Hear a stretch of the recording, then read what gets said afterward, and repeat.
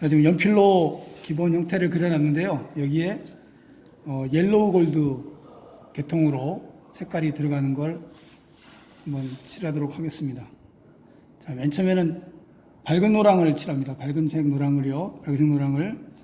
자, 반지 전체를 칠하지 않고요. 반지의 외곽선부터 이렇게. 자, 반지의 바깥쪽을 위주로 칠합니다. 그 다음에 굴곡이진 부분, 이런 부분을 살짝 따라 그립니다. 종이에 흰색을 남겨둡니다. 다음에 이제 반지 옆부분, 마찬가지로 반지의 가장자리부터 붓이 옵니다. 종이를 남겨둡니다. 반지 안쪽 칠합니다. 안쪽도 다 칠하는 게 아니라 바깥쪽으로 붓이 갈 수 있도록 해서 종이의 여백을 남겨둡니다. 이게 1차 색칠입니다. 다음 두 번째로 요게 지금 이제 라이트 옐로우 또는 레몬 옐로우라 그래서 밝은색 노랑입니다. 그 다음에 얘보다 노란색이 더 강한 거, 우리가 진노랑이라고 하는데 차이니스 옐로우라고 얘기합니다. 중국식 그런 중국 느낌이 나는 황금빛이 강한 그런 옐로우. 역시 세필로 물감을 친 다음에 앞에 레몬 옐로우가 갔던 쪽에 중복되게, 자, 물감이 들어가면서 바깥쪽으로 주로 많이 갑니다. 그러면 앞에 칠한 그 레몬 옐로우보다 이 차이니스 옐로우가 진하기 때문에 좀 더 바깥쪽에 액센트가 가는 듯한 분위기가 납니다. 자, 이렇게 하고 또 앞에 했던 것처럼 모서리에서 살짝, 다음에 안쪽 명암도 이렇게요.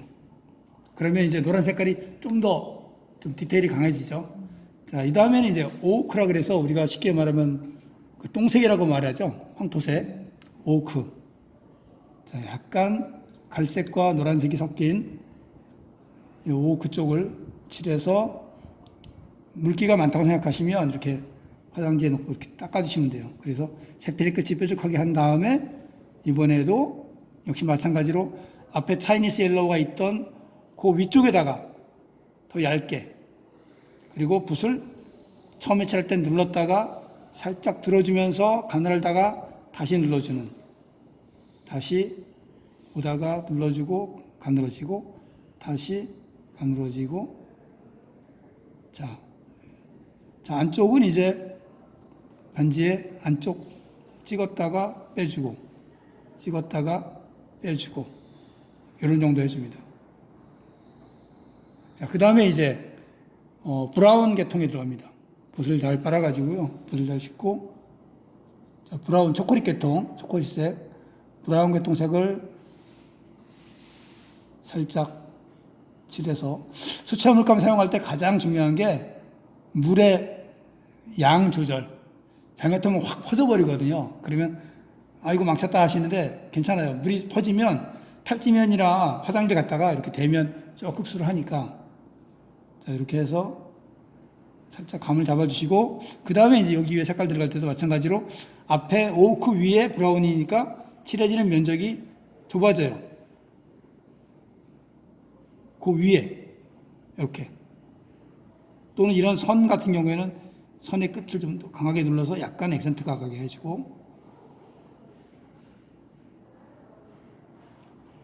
자, 이렇게 해주면 볼록볼록한 그런 이미지가 살아나죠. 그리고 이렇게 안쪽에 살짝 선을 그어주면 이게 빛이 흐르는 그런 이미지로 되면서 입체감을 줄 수가 있습니다.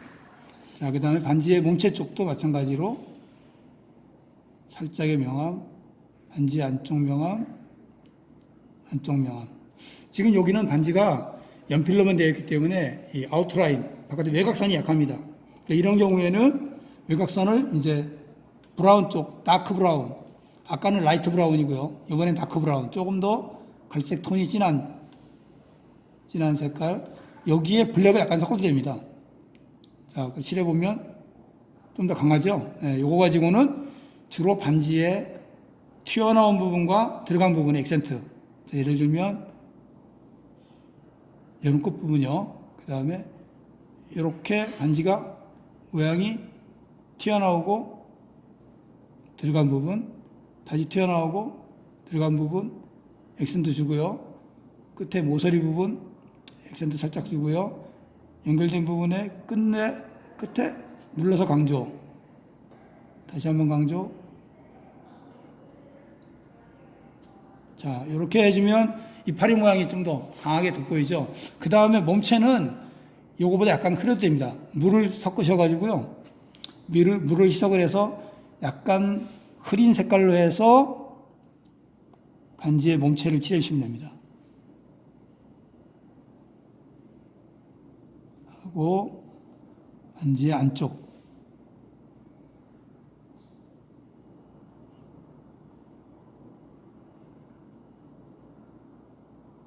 아웃라인 살짝 세필 끝으로 돌려줍니다. 자, 이렇게 돌려주면 이 반지에서 가장 돋보이는 부분은 반지의 가장 탑 윗부분이 이파리 모양이 가장 돋보이고요. 반지 몸체 부분은 의도적으로 약간 흐릿하게 그렇게 해주면 반지의 명암이 좀 더 살아날 수 있습니다. 자, 여기에 이제 예를 들면 요 반지의 윗변 여기에 보석이 좀 들어갔으면 좋겠다. 빨간색 뭐 루비나 사파이어를 넣고 싶다. 붓을 깨끗이 빨아가지고요. 빨간색 좋아하세요? 아니요. 아, 파란색 좋아하세요? 저 빨간색 좋아한다. 예, 네네네. 자, 파란색, 그러면, 파란색 크게 해서요. 자, 여기 빈자리에다가 한번, 자, 요런 라운드 하나, 2개 정도 집어넣을까요? 이쪽에 하나, 이쪽에 하나.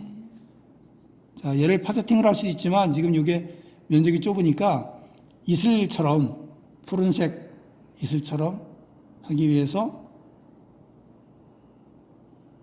자, 이렇게 라운드를 집어넣고 C자 형태로 이렇게 C자 형태로 해서 명암을 살짝 넣어줍니다. 구슬의 분위기만 잡아주는 거죠. 마찬가지로 C자 형태로 이렇게